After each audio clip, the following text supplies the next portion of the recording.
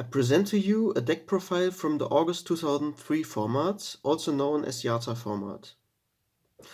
The most successful deck of this format, winning the first Yu-Gi-Oh! World Championship in 2003, was called Hand Control.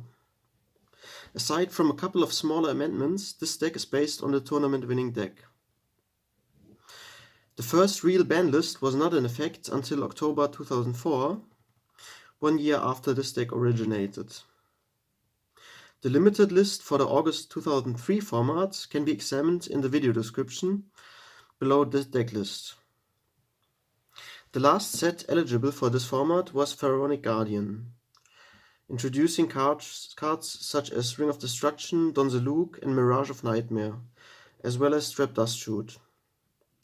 Even though Trap Dust Shoot was not seen in the main decks at that time, it saw its place as a side tech option when facing monster-heavy beatdown variants.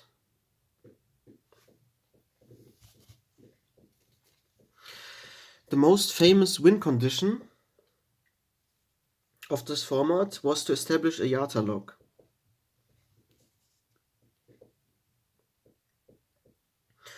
When Yata-Garasu, a spirit monster, deals battle damage, the opponent has to skip his next draw phase. In the late game, with hand depletion being a thing, and resources on the field being diminished, an empty board can be punished by using the highly searchable Yata-Garasu. Since it is a spirit monster, spells that counter monster presence, such as Raigeki, Snatch Steal, or Dark Hole, are ineffective against Yata-Garasu. When using Yata-Garasu, one has to clear any threats in form of traps, such as Mirror Force, Ring of Destruction, or Torrential Tribute. Yata-Garasu can be searched with the so-called critter monsters, being Sangan and Witch of the Black Forest.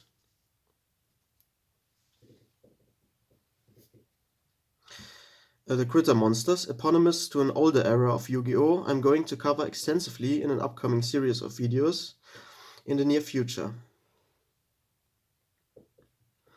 Critters are the Searcher, Sangan, and Witch of the Black Forest. They in turn can be hard drawn or brought out on the field, as they are both dark attribute monsters, by the floater Mystic Tomato.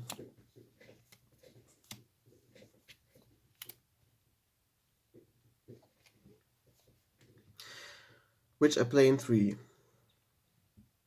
Apart from Yata-Garasu, Mystic Tomato indirectly and Witch and Sangan directly give us access to other powerful monsters depending on the state of the game. They give us access to Sinister Serpent, to counter the omnipresent hand control cards, for example Drop Off, Zaloog, or Delinquent Duo. Magician of Faith recurs any power spell from the grave.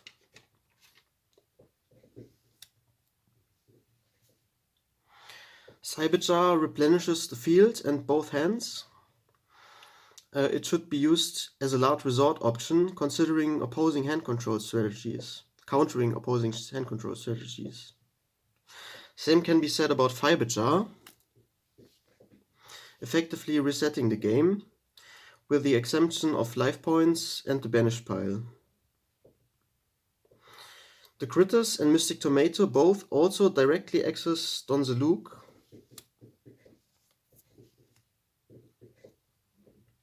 A warrior type monster, when inflicting battle damage, rips one random card out of the opponent's hand. I play him at 2 because he's so highly searchable. Kycoo, the Ghost Destroyer, counters Call of the Haunted, Premature Burial, or Monster Reborn.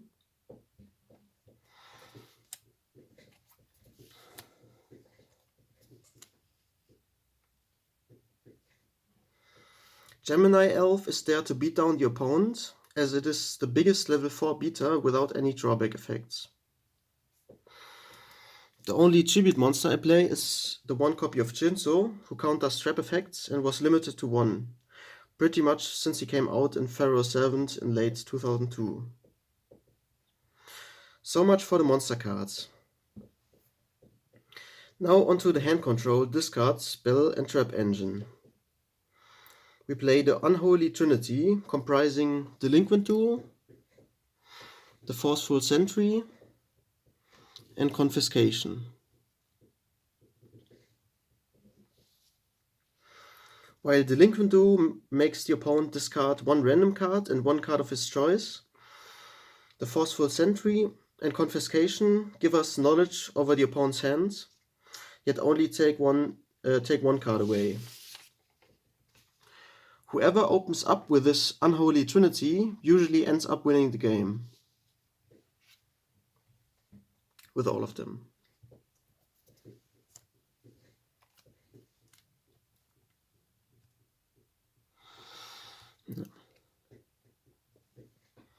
Drop off takes away one card the opponent draws during his draw phase. It further diminishes the opponent's hand size and sets up a successful Yata-Lock.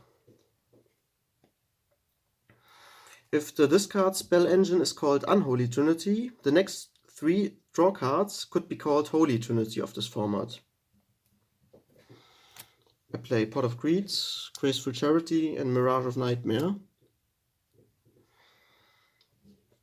The effect of Pot of Greed and Graceful Charity should become knowledge. Mirage of Nightmare, however, was banned during Goat formats and hence is not that famous. Mirage of Nightmare reads, during the opponent's standby phase, we can draw cards until we have 4 cards in hand. Only downside being that we have to discard the same number of cards we drew by this effect during our standby phase. Circumventing this drawback is Mystical Space Typhoon.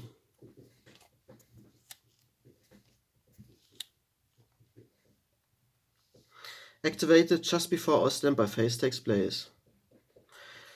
Mystical Space Typhoon in this case, by destroying our own Mirage of Nightmare, leaves us only with Mirage of Nightmare's positive draw effects. Therefore I maxed out on Mystical Space Typhoon in order to see it together with Mirage of Nightmare. Other than maxing out on Mystical Space Typhoon, back row removal en masse can be accomplished by means of Harpie's Feather Duster and Heavy Storm. Monster removal en masse is done by Raigeki and Dark Hole.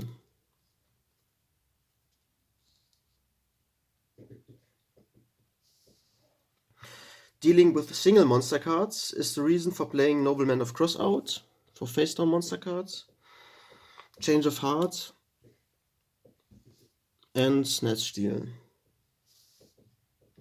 Revival cards encompass Monster Reborn, Premature Burial, and Call of the Haunted.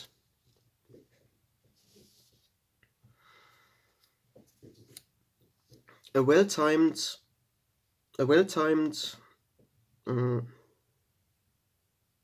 Imperial Order can win you games, turning off all spell effects. Mirror Force and Ring of Destruction can potentially break the Yata-Lock of the opponent. And that's it for this deck profile. The deck list as well as the limited list for this format can be abstracted from the video description. I will also include a list of sets there which were legal up to the World's 2003 format. Thank you for watching and until next time, bye!